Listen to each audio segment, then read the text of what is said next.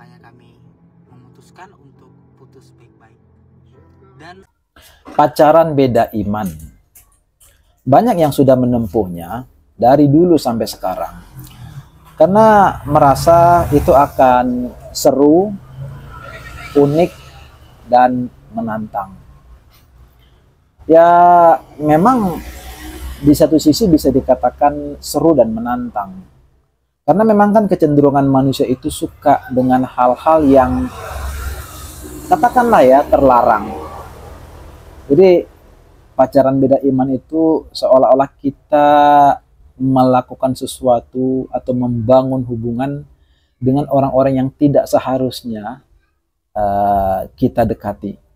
Kira-kira seperti itu ya. Nah, memang di satu sisi itu memang seru, menantang dan mengasyikkan. Tapi yang sepertinya sering terjadi ketika sudah dilalui atau dijalani, sering pacaran beda iman ini akhirnya menjadi sebuah dilema, menjadi sebuah penderitaan, sebuah beban pikiran. Karena ya namanya juga ya pacaran ya. Pacaran itu kan saling menyayangi, saling mencintai. Ikatan emosional menjadi sangat kuat ya. Bahkan kan ada istilah orang kan, kalau yang pacaran ini kan ibarat mereka yang punya dunia ini, yang lain ngontrak. Nah bayangin ketika lagi dalam keadaan seperti itu, mereka harus terpisah secara paksa. Oleh karena mereka tidak berhasil menyatukan dua perbedaan yang bertolak belakang itu. Gitu.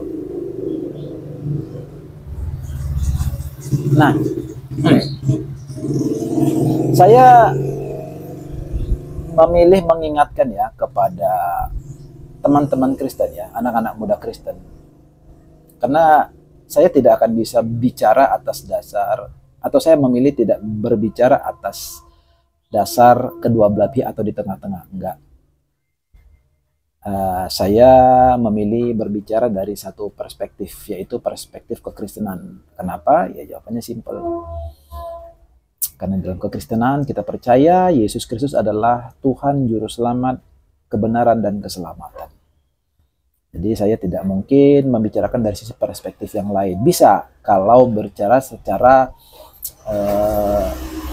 dunia sosial, tapi ini kan saya lebih memilih berbicara dari sisi keimanan. Gitu ya teman-teman. Nah buat teman-teman Kristen yang sedang berpacaran beda keyakinan, coba pertimbangkan baik-baik. Yang pertama ada firman Tuhan berkata dalam 2 Korintus 6 ayat 14. Janganlah kamu merupakan pasangan yang tidak seimbang dengan orang-orang yang tak percaya.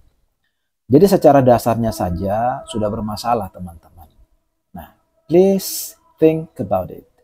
Tolong pikirkan masa-masa. Kalaupun teman-teman ya tetap kekeh ingin melanjutkan, ya silakan saja. Tetapi coba analisa apa yang akan terjadi pada akhirnya nanti. Kalau yang terjadi pada akhirnya nanti, kalian memenangkan pasangan kalian yang belum terima Yesus, maka bisa kita katakan happy ending. Dua-duanya selamat dalam hidup setelah kekekalan. Tetapi bagaimana jika kamu berada dalam dilematis, ya, dalam dilema, kemudian imanmu mulai terganggu, dan akhirnya kamu mulai berpikir pendek bahwa mengenai agama atau iman percaya semuanya sama saja. Nah, bukan apa-apa. Kasus seperti ini sering terjadi bagi orang-orang Kristen. Mau pria, mau wanita, mau cewek, mau cowok, sering terjadi. Dan sering terjadi, anak-anak muda ini, mau laki-laki ataupun perempuan, akhirnya mengalah kepada dunia. Kita tahu dalam iman Kristen, mengalah kepada dunia, meninggalkan Kristus Yesus artinya kebinasaan. Tetapi entah bagaimana ceritanya, anak-anak muda ini sepertinya mengabaikan masalah itu dan memilih ya jalani saja dulu hidup di dunia ini, bangun rumah tangga baik-baik, bangun kehidupan keluarga baik-baik, kerjakan pekerjaan baik-baik, sekolahkan anak, ya, sediakan masa depan buat keluarga, ya hal-hal semacam itu. Seperti itu ya. Dan akhirnya waktu berlalu dan mereka harus meninggalkan dunia ini. Memang kita nggak pernah bisa melihat dan menilik kehidupan setelah kematian. Tetapi Tuhan Yesus kan sudah berkata bahwa di luar Yesus tidak ada keselamatan dan yang ada hanya hukuman.